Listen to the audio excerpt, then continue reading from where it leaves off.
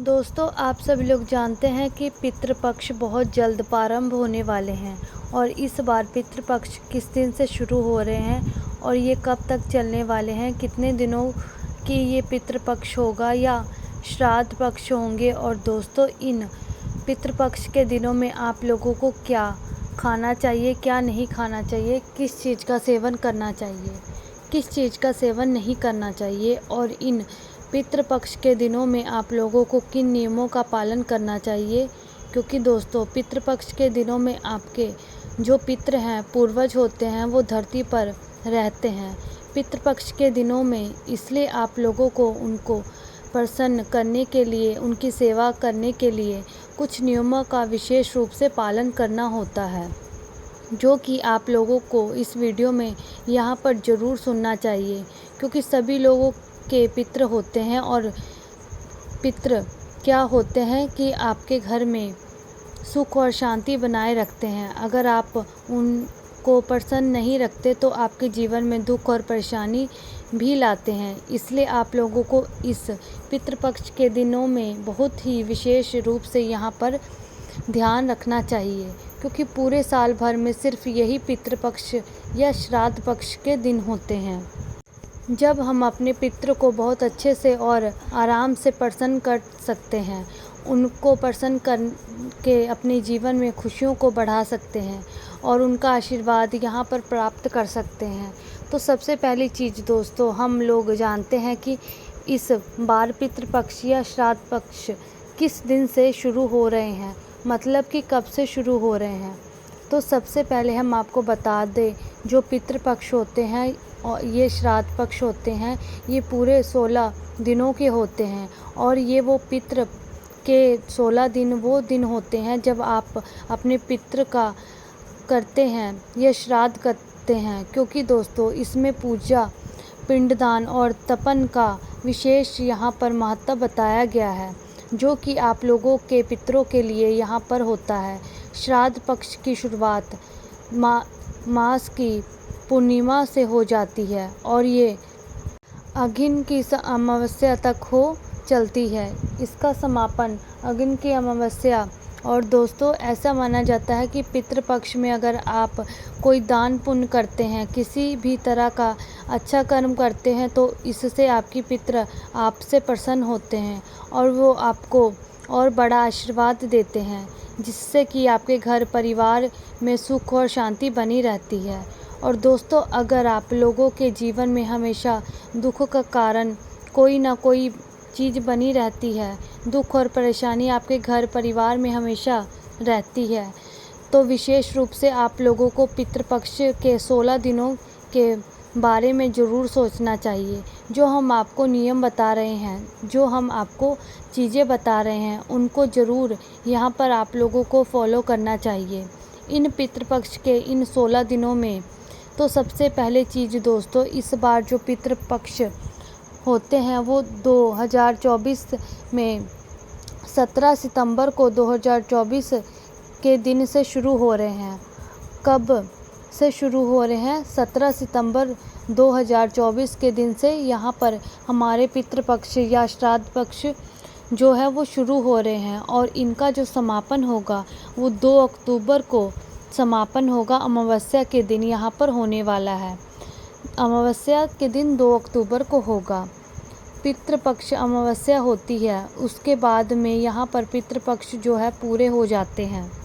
अब दोस्तों, यहाँ पर हम कुछ नियमों के बारे में जानते हैं कि पितृपक्ष श्राद्ध पक्ष में जो नियम होते हैं उनका कैसे हम लोग यहाँ पर पालन करना होता है।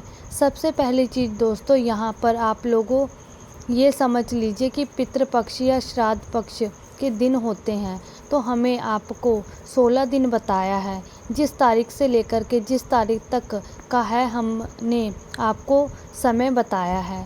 इस समय के बीच में कभी भी कोई शुभ या मांगलिक कार्य नहीं होता है। शुभ या मांगलिक कार्य कहने का मतलब है कि तो इसमें आप लोगों को अपने घर को बनाने की शुरुआत करना चाहिए। तो आप लोगों को इसमें किसी नई चीज़ को ख़रीदना चाहिए ना। तो इसमें शादी के कोई कार्य होते हैं, इसमें मुंडन के कोई कार्य नहीं होते हैं। शुभ और मांगलिक पूर्ण रूप से यहाँ पर वर्जित होते हैं। इसलिए आप लोगों को शुभ या मांगलिक कार्य इस श्राद्ध पक्ष के दिनों में बिल्कुल भी नहीं करना चाहिए। और इसके बाद में दोस्तों आप लोगों को श्राद्ध पक्ष या पितृपक्ष के दिनों में कोई भी तामसिक भोजन का प्रयोग नहीं करना चाहिए।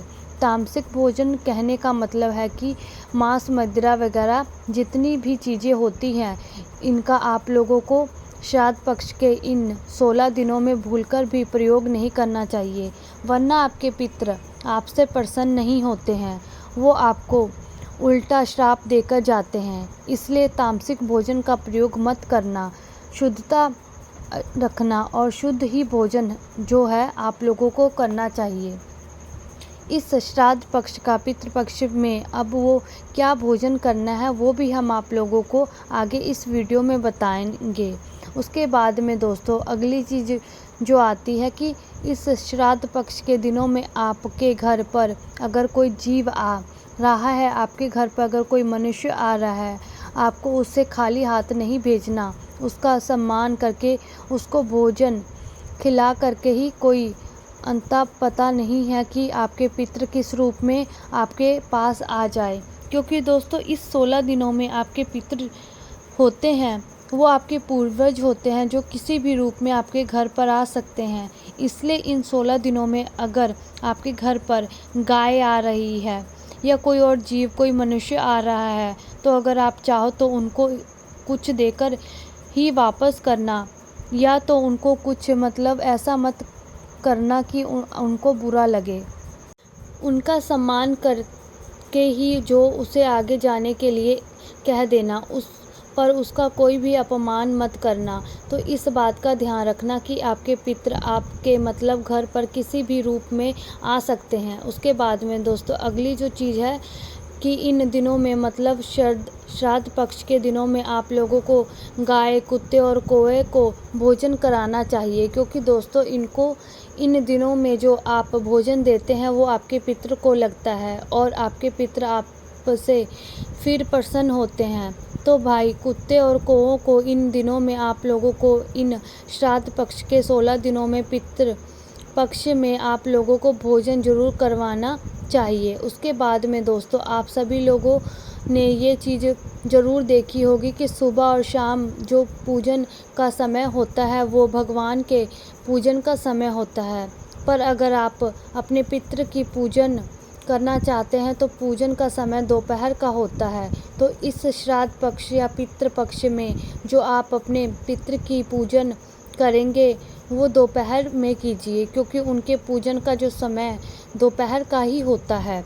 और अगर आप अपने पितृ को भोजन करा रहे हैं तो पितृ को भोजन देने के लिए दोस्तों सूर्य की किरणों के जरिए यहाँ पर बताया गया है कि सूर्य की किरणों के जरिए ही आप अपने पितृ जो हैं आपका भोजन यहाँ पर ग्रहण करते हैं। तो इस बात का भी ध्यान आप लोगों को रखना है। इसके बाद में दोस्तों पितृ पक्ष के दिनों में, श्राद्ध पक्ष के दिनों में आप लोगों को साबुन का प्रयोग नहीं करना चाहिए।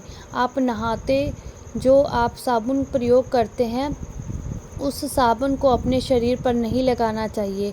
भले ही आप ऐसे ही नहा लो चल जाएगा, पर इन दिनों में आप लोगों को साबुन नहीं लगाना चाहिए। किसी भी तरह का साबुन का प्रयोग नहीं करना चाहिए। उसके बाद में दोस्तों इस श्राद्ध पक्ष में आप लोगों को तेल भी नहीं लगाना चाहिए। आप सभी ये काम वो है कि आप लोगों को निरंतर करते हो, पर पितृ पक्ष में ये आपको काम छोड़ देना चाहिए। तो साबुन नहीं लगाना चाहिए, तेल नहीं लगाया चाहिए। इस श्राद्ध पक्ष के दिनों में आप लोगों को नाखून भी नहीं काटना चाहिए। आप सभी लोग समझते हैं वैसे ही कुछ दिनों में नाखून काटना वर्जित होता है, पर पितृपक्ष के दिनों में आप नाखून काटना वर्जित होता है। नाखून नहीं काटने चाहिए, भले ही आप कुछ दिनों पहले काट लो, पक्ष शुरू होने से पहले काट लो। उसके बाद में जितने बढ़ जाएं आप लोगों को नहीं काटना चाहिए। पितृपक्ष के अंतर्गत जो है आप लोगों को नाखून नहीं काटना चाहिए। उसके बाद में दोस्तों बाल नहीं कटवाना, दाढ़ी नहीं कटवाना चाहिए। इसका विशेष रूप से ध्यान रखना है। ना तो बाल कटवाओ, श्राद्ध पक्ष के दिनों में आप लोगों को दाढ़ी बनवाना नहीं चाहिए। श्राद्ध पक्ष के दिनों में पहले आप लोग दाढ़ी बनवा लेना, बाद बाल बनवा लेना। 16 दिनों में आपको दाढ़ी नहीं बनवानी है, बाल नहीं कटवाना है। इसका आप लोगों को विशेष रूप से ध्यान रखना है। उसके बाद में दोस्तों जो अगली चीज़ है कि पितृपक्ष के दिनों में बासी खाना नहीं खाया जाता है।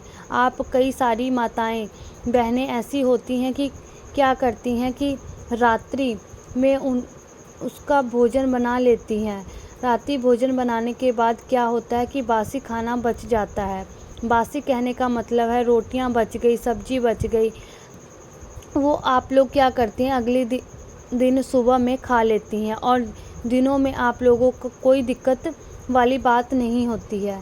इससे क्या होता है कि आपको जो भोजन वो है फिकता नहीं है। श्राद्ध पक्ष के दिनों में ऐसी मान्यता है कि आप लोगों को बासी खाना भूल कर भी नहीं खाना चाहिए। इसलिए आप लोग रात्रि में उतना ही भोजन बनाएं कि जितना आप लोगों को घर के जितने सदस्य हैं वो खा सकें। पर श्राद्ध पक्ष के दिनों में रात्रि का बचा हुआ भोजन आप लोगों को सुबह नहीं करना चाहिए।